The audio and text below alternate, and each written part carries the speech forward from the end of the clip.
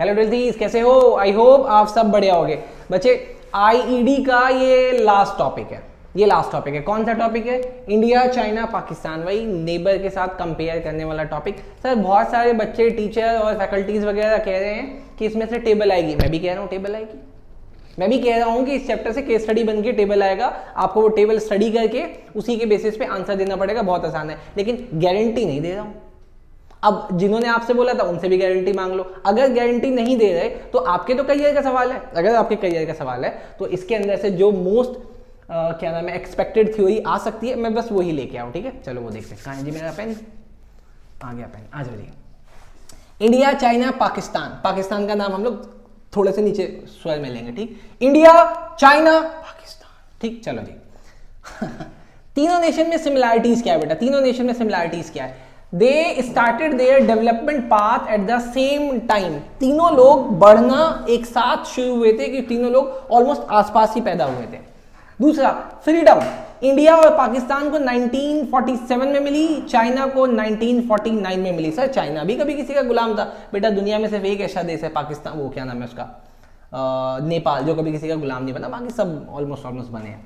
अच्छा, first 5 year plan है। First 5 year plan कब शुरू हुआ? इंडिया ने अपना फर्स्ट 5 ईयर प्लान 1951 में ही शुरू कर लिया था, जबकि पाकिस्तान ने 1956 में किया और चाइना ने 1953 में किया। ये 14 से 12 का मतलब अभी जो करंटली वहां पे चल रहा है। अगला बेटा, लेकिन इंडिया और पाकिस्तान के पास लार्ज पब्लिक सेक्टर मॉडल है। ये लोग अपने पब्लिक सेक्टर से पैसा कमाते हैं और उसको raise public expenditure on social development में वो लोग उसको खर्च करते हैं। चलो जी, ये वाली बात समझ में आई। अब इसके बाद जो चाइना की इकोनॉमी है उसके बेसिस पे कई बार सवाल बना है, इसीलिए मैं उसको भी दिखा रहा हूं। ध्यान से देखना, जितना बताऊंगा उतना ही समझना, एग्जाम में उतना ही आएगा।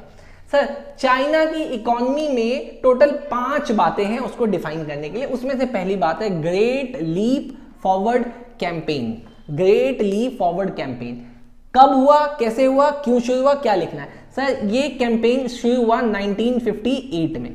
ठीक, क्या काम था इसका? इसका काम था कि ये अपनी एग्रेरियन मतलब एग्रीकल्चर मॉडल को मॉडर्न मॉडल में चेंज करना चाहते थे। ये चाहते थे ये जो एग्रीकल्चरिस्ट है इससे ये लोग मॉडर्न इंडस्ट्री बन जाए। ठीक, अच्छा, अब इसमें ना ये लोग लोगों को इंकरेज करते थे कि आप ना खेती बाड़ी छोड़ो और अपने बैकयार्ड में इंडस्ट्री लगाओ, चाहे छोटी या बड़ी जैसे भी है लगा लो। अच्छा, इसके बाद इन्होंने कम्यून सेटअप किए। कम्यून सेटअप का मतलब क्या होता है? कम्यून का मतलब क्या होता है? छोटे छोटे किसानों को सबको जोड़ा, उनको बोला कि आपके पास छोटी छोटी लैंड है, सभी लैंड अपनी मिला लो। अब सब बड़ी सी लैंड में किसी बड़े चीज का प्रोडक्शन करो, क्योंकि बड़े लेवल पे प्रोडक्शन होगा तो ज्यादा प्रोड्यूस होगा। तो उन्होंने कम्यून भी किया। सब कुछ अच्छा चल रहा था, लेकिन तभी उसमें प्रॉब्लम आ जाती है। इस ग्रेट लीप फॉरवर्ड में प्रॉब्लम आ जाती है। प्रॉब्लम किस चीज की आती है? ड्रोथ की। वहां पे सूखा पड़ जाता है और तकरीबन 30 मिलियन लोग इसमें मर जाते हैं बेटा। 30 मिलियन लोग मर जाते हैं। तो बहुत अच्छी शुरुआत थी, लेकिन इसका अंत बड़ा दुखद हुआ। खैर, उसके बाद आए माओ जेदांग। ये इन्होंने क्या किया? इन्होंने ग्रेट पॉलिटेरियन कल्चरल रिवॉल्यूशन शुरू किया। सर कब? 1965 में। सर इसके अंदर क्या होता था? इसके अंदर क्या होता था? ये लोग कंट्री साइड में मतलब बॉर्डर्स के एरिया में दूसरी कंट्री से जो डेवलप्ड नेशन होते थे या जो अच्छा ग्रो कर रहे थे, वहां के प्रोफेशनल्स को, वहां के टीचर्स को बुलाते थे और कहते थे कि हमारे यहाँ के स्कूल के बच्चों को, हमारे यहाँ के प्रोफेशनल्स को आप पढ़ाओ, समझाओ, सिखाओ, ट्रेनिंग दो, इंडस्ट्री सिखाओ, कैसे बिजनेस करते हैं वो सब चीजें सिखाओ। तो ये भी बहुत बढ़िया चल रहा था, लेकिन ये भी लास्ट में जाके दिक्कत कर गया। क्यों? क्योंकि रशिया जो इनको सिखा रहा था चीजें, जो अपने प्रोफेशनल्स भेजे हुए थे यहाँ के लोगों को समझाने सिखाने के लिए, बिजनेस करने के लिए, रशिया के साथ इनका कन्फ्लिक्ट हो जाता है। रशिया अपने यहाँ के सारे प्रोफेशनल्स को वापस बुला लेता है कि भैया हमें नहीं सिखाना तुम्हें, तुम नहीं पढ़ने वाले हो। ठीक, चलो जी। तीसरा था रिफॉर्म इन चाइना। चाइना में जो रिफॉर्म है ना, चाइना का जो रिफॉर्म वो दो स्टेप में शुरू हुआ, लेकिन इन्होंने शुरू कर दिया था 1978 में।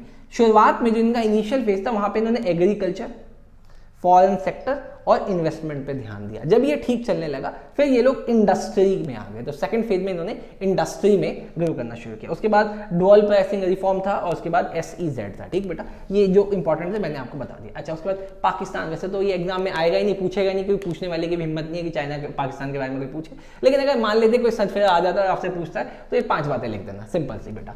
वहां पे मिक्स इकोनॉमी है, वहां पे भी ग्रीन रेवोल्यूशन लगा था, पब्लिक सेक्टर पे डिपेंडेंस है, प्राइवेट सेक्टर पे डिपेंडेंस है, और वहां का रिफॉर्म 1988 में शुरू हुआ। अच्छा, यहाँ पे मैंने 2 बातें लिखी हैं, मुझे ऐसा लगता है पूछेंगे, लेकिन उससे पहले मैं आगे चलता हूँ बेटा।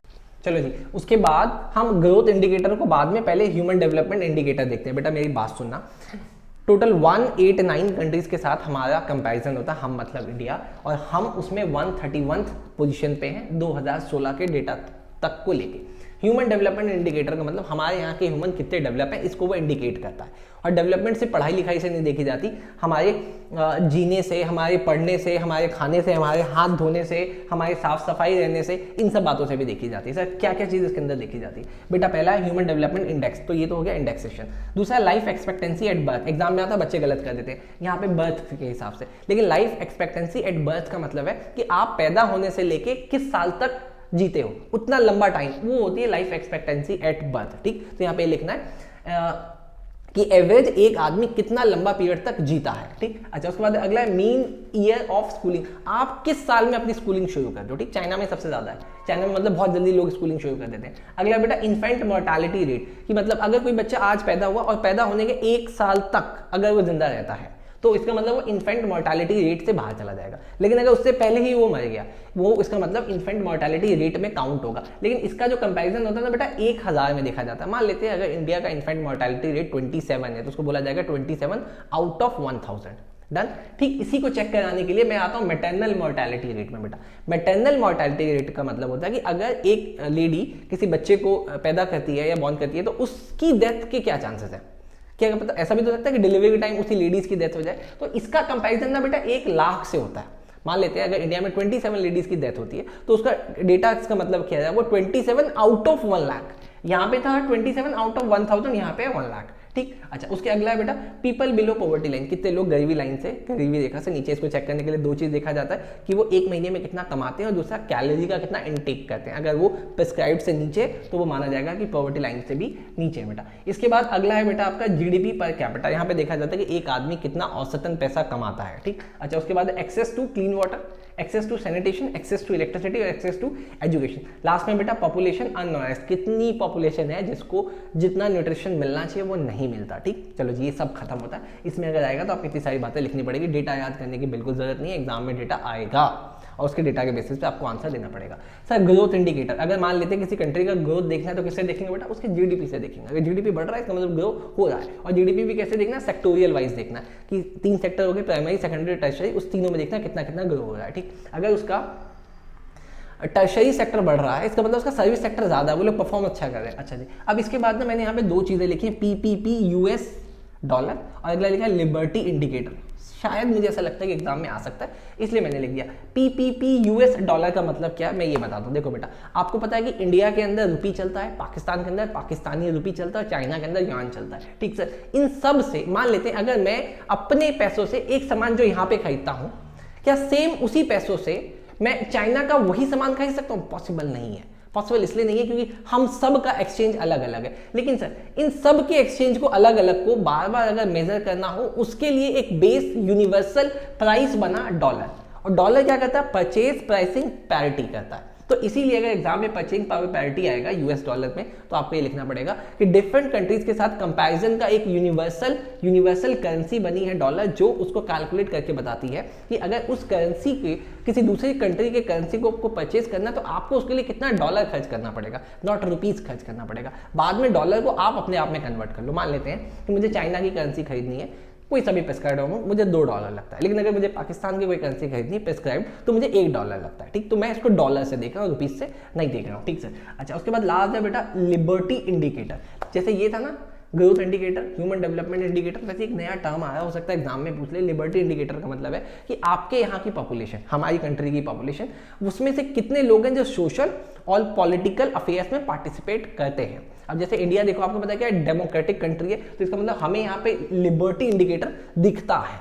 ठीक जी, जो भी चीज़ थी मैंने आपको करवा दी, बस इतना ही करना है बेटा। ठीक, इसके अलावा मैं कुछ नोट्स आपको डालूंगा, आपको जाके टेलीग्राम से डाउनलोड करना है बेटा। ठीक, इसके अलावा और कुछ नहीं करोगे तो भी चल जाएगा। इसका एग्जाम में चांसेस इसके आने के, नहीं तो वो डेटा आएगा, डेटा देख के आपको आंसर करना। ठीक, यहाँ पे बेटा आपकी आईडी की सीरीज खत्म होती है। आई होप आपको अच्छा लगा होगा। और ट्वेल्थ के बाद CUT में अगर आपने रजिस्टर कराया हुआ है तो हम उसकी भी प्रिपरेशन करवाते हैं। प्लीज़ चैनल को फॉलो करते रहे, आपको उसकी डिटेल्स बहुत जल्दी मिलेगी। और जो बच्चे CA फाउंडेशन करना चाहते हैं वो हम लोगों के फेवरेट बच्चे हैं बेटा। CA फाउंडेशन में अभी तक का हम लोग का सुपर ट्रैक है, अभी तक हमारे यहाँ पे पढ़ने वाले कोई भी बच्चा फेल नहीं हुआ है, सब के सब 200 के मार्क्स को क्रॉस किया। ठीक बेटा, चलो जी, अच्छा लगा लाइक करो, शेयर करो, सब्सक्राइब करो। चलो जी, मिलते हैं आगे, बाय।